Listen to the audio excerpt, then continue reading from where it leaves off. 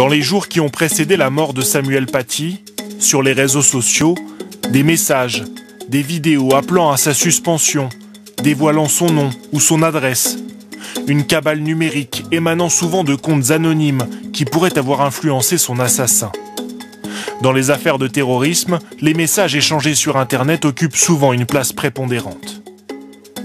Depuis maintenant près de plus de 10 ans, on voit les actes terroristes diffusés au fur et à mesure sur les réseaux sociaux et c'est là où ça devient très compliqué pour les victimes parce qu'elles comprennent qu'il y a des appels à la haine. Ce qui est abominable, c'est que les réseaux sociaux continuent de diffuser cette information. Alors comment mieux surveiller ce qui se dit et s'échange sur Internet ? En juin dernier, la députée LREM Laetitia Avia présente un texte de loi visant à mieux encadrer les réseaux sociaux et punir la haine en ligne. Mais il est retoqué par le Conseil constitutionnel qui estime qu'il porte atteinte à la liberté d'expression. Une erreur pour cette avocate.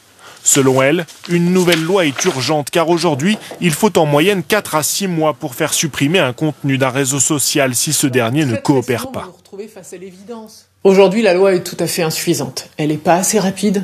Il n'y a pas assez de responsabilité mise sur la tête des réseaux sociaux. Si vous voulez, aujourd'hui, il faut vraiment de gros moyens pour réellement les voir condamnés. Si jamais, d'eux-mêmes, ils décident de ne pas supprimer un contenu. Le gouvernement souhaite remettre rapidement ce sujet sur la table. Marlène Schiappa entend rencontrer dès la semaine prochaine les dirigeants des principaux réseaux sociaux.